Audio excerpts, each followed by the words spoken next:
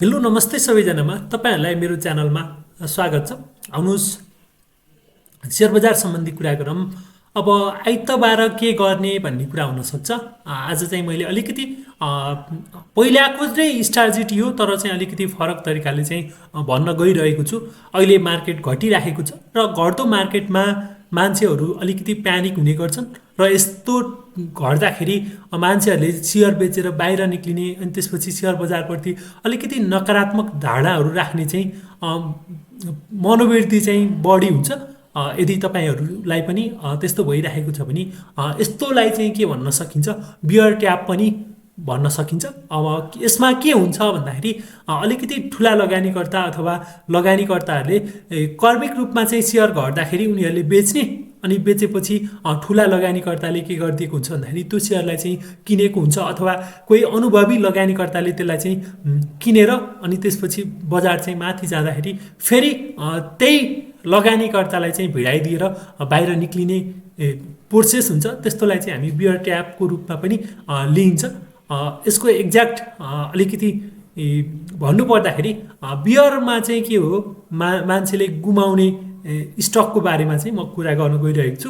अहिले मार्केट हाम्रो 2005.83 को बिन्दुमा छ र यसरी बिस्तारै मार्केट घटेर आयो भने अब हाम्रो सपोर्टको कुरा गर्नुपर्दाखेरि 1980 को लेभलमा छ र यसरी मार्केट घटेर धेरै नै घट्यो भने मेरो विचारमा 1960 को लेभलमा आउन सक्छ। यसरी आएर एउटा मार्केटले एउटा अपट्रेन्ड दिन सक्छ। यसरी अपट्रेन्ड दिएर फेरि पनि प्यानिक गराउने, अब बढेन फेरि पनि घट्छ भन्ने जस्तो गराएर त्यस पश्चात चाहिँ मार्केट माथि जान सक्छ।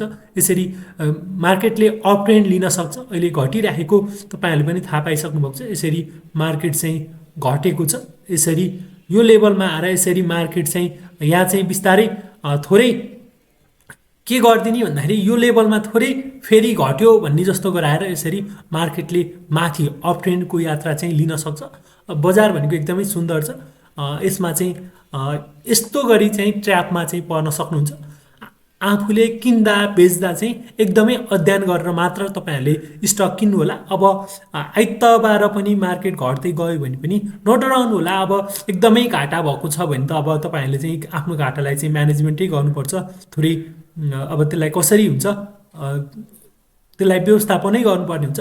र अब यहाँबाट घट्यो भने 2000 भन्दा मुनि गयो भने शेयर बेच्नुको भन्दा किन्नु चाहिँ राम्रो हुन्छ जस्तो लाग्छ। बिस्तारै किन्दै गयो भने अलि राम्रा फन्डामेन्टल स्ट्रङ जसले चाहिँ डिभिडेन्ड दिन्छ, जुन कम्पनीले 15% भन्दा माथि राम्रो डिभिडेन्ड दिएको छ त्यस्ता कम्पनीहरूलाई कलेक्सन गर्न चाहिँ म भन्छु। किन भन्दाखेरि बजार माथि फर्किँदाखेरि ती कम्पनीहरू पनि राम्रो अङ्कले बढ्न सक्ने क्षमता चाहिँ तिनमा हुन्छ। अब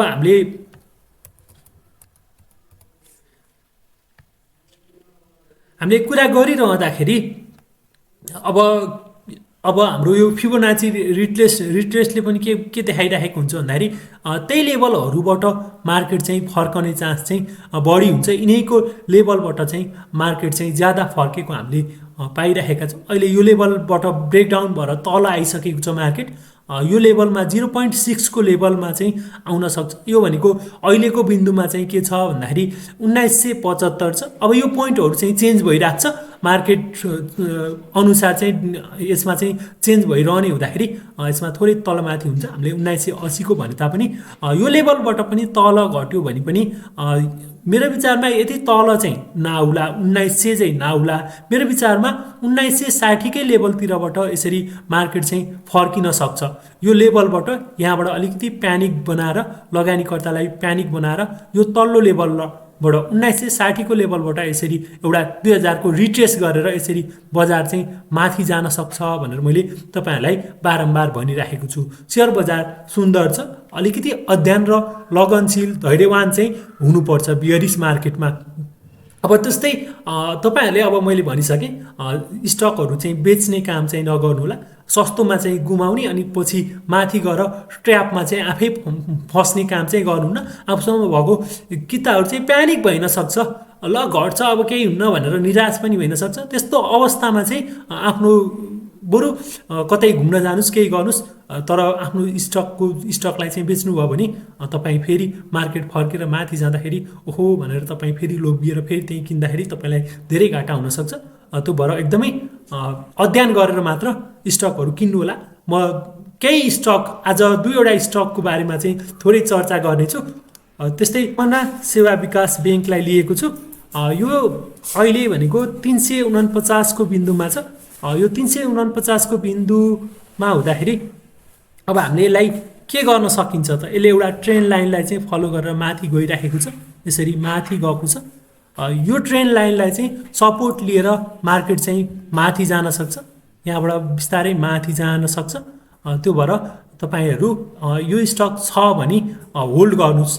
किन्नको लागि हो भने बजार जब माथि फर्केर जान्छ त्यतिखेर चाहिँ तपाईको लागि टार्गेट चाहिँ के हुन सक्छ? यो लेभलको टार्गेट चाहिँ एचिभ हुन सक्छ।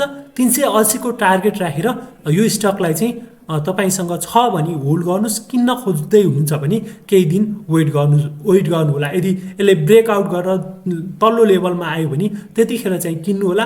अहिले यो स्टक छ भने तपाईले होल्ड गरेर राख्नु भयो भने राम्रो हुन्छ। त्यस्तै म यसमा सुपर टेन लगाएर हेर्दैछु। सुपर टेनले चाहिँ बाई सिग्नल दिएको छ, बाई सिग्नल पहिल्यैदेखि दिएको।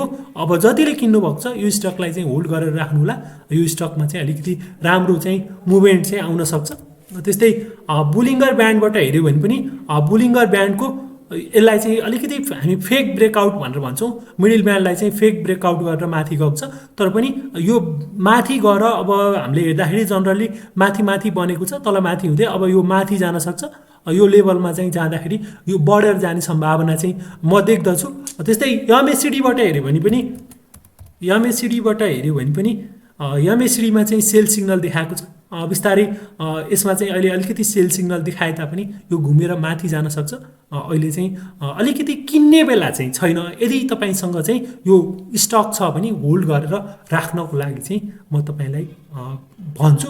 त्यस्तै अर्को एउटा हाइड्रो पावर छ। हाइड्रो पावरको बारेमा कुरा गरिहालौँ। आज चाहिँ मैले CKHL चिरवाक हाइड्रो पावर लिमिटेड लिएको छु। यो चिरवाक हाइड्रो पावर लिमिटेड चाहिँ अब अलिकति माथि चाहिँ गइसकेको छ। अब नर्मल लगानीकर्ताको लागि 573 भनेको महँगो स्टक हो र यसमा के हुन सक्छ भन्दाखेरि यसले यो लेभलबाट ब्रेकआउट दिएर यसरी यहाँबाट ब्रेकआउट दियो भने यो चाहिँ अलिकति माथि जान सक्ने सम्भावना चाहिँ देखेको हुँदाखेरि मैले चाहिँ यहाँबाट चाहिँ अब यो अप ट्रेन्ड जान सक्ने सम्भावना देखेको हुँदाखेरि यसलाई चाहिँ लिएको छु। यदि तपाईँ नर्मल लगानीकर्ता हुनुहुन्छ भने यस्ता स्टकहरूमा बिना अध्ययन र आफ्नो अनुभव छैन भने, आफूसँग ट्रेडिङ गर्ने अनुभव छैन भने यस्ता स्टकहरूमा चाहिँ जानु चाहिँ हुँदैन। अलिक महँगो छ। यदि तपाईँ राम्रोसँग ज्ञान छ, तपाईसँग रिस्क लिने क्षमता छ भने तपाईँले चाहिँ स्टकलाई चाहिँ हेर्न सक्नुहुन्छ। यसमा अपवार्ड छ, यसरी यो माथि जाने र सम्भावना चाहिँ ज्यादा छ। भोल्युम पनि राम्रै आएको छ। त्यो भएको कारणले गर्दाखेरि यो पनि तपाईको एउटा वाच लिस्टमा हुनसक्छ। र घट्दो मार्केटमा पनि धेरै स्टकहरू माथि गइरहेका छन्। त्यो बेलामा चाहिँ कुनै स्टक हामीले चुज गर्न सकियो भने त्यो चाहिँ एउटा मौका हुनसक्छ कमाउने। तर स्टक बजार भनेको चाहिँ अलिकति रिस्की छ र तपाईहरूले लगानी गर्दा आफ्नै अध्ययनको आधारमा चाहिँ लगानी गर्नुहोला। यो भिडियोलाई रिफरेन्सको शैक्षिक पर्पजको रूपमा मात्र लिनुहोला भन्दै आजको यो भिडियोबाट बिदा हुन्छु।